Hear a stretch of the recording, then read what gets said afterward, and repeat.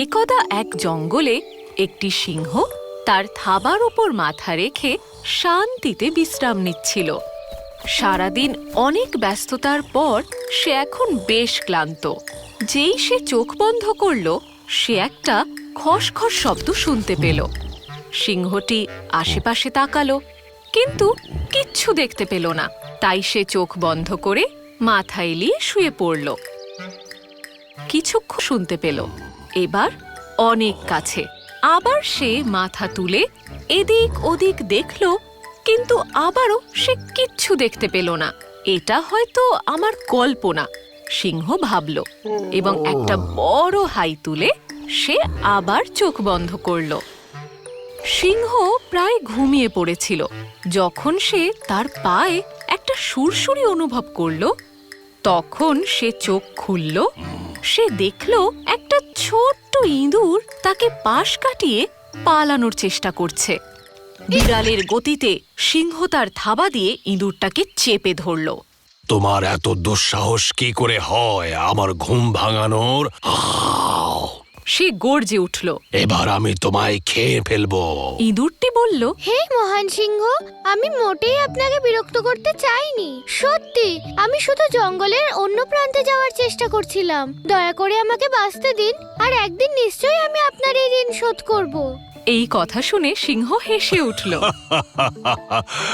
তুমি তুমি আমাকে সাহায্য করবে? তোমার মতো এক ক্ষুদে ইঁদুর আমার মতো বিশাল সিংহকে সাহায্য করার কথা ভাবলো কি করে? আমি জানি না, ইঁদুর মাথা নেড়ে স্বীকার করল। কিন্তু একটা সময় আসবে যেদিন সত্যি আমার সাহায্য আপনার প্রয়োজন হবে, আর সেই দিন আমি আপনার পাশে থাকব। সিংহ ইঁদুরটিকে ভালোভাবে দেখল। ক্ষুদ্র হওয়া সত্ত্বেও সে বেশ সাহসী। শেষমেশ সিংহ সম্মতি জানালো। বেশ, তাহলে ইঁদুর, আমি এমনিতেও এত ক্লান্ত যে তোমাকে এখন খেতে ইচ্ছে করছে না। তুমি এখন এখান থেকে যেতে পারো। অনেক অনেক ধন্যবাদ। এই বলে ইঁদুর দ্রুত বেগে চলে গেল। কয়েক মাস কেটে গেল। সিংহ আর ইঁদুরকে দেখতেও পায়নি, আর তার কথাও ভাবেনি। তারপর একদিন যখন সে জলের গর্তের দিকে যাচ্ছিল, সিংহ একটি ফাঁদে পা দিয়ে ফেলে। তার চারিদিকে একটা জাল লাফিয়ে ওঠে, যা তাকে আষ্টে পৃষ্ঠে বেঁধে ফেলে। বাঁচাও, বাঁচাও, বাঁচাও! কেউ কি আছো যে আমাকে সাহায্য করতে পারো? আমি এটার মধ্যে আটকে পড়েছি।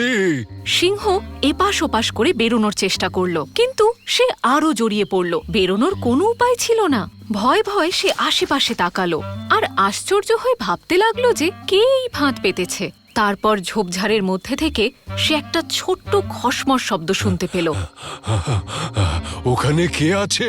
সিংহ ভয়ে বলে উঠল। ঝোপের মধ্যে থেকে সেই ইঁদুর বেরিয়ে এলো। ও শক্তিশালী সিংহ!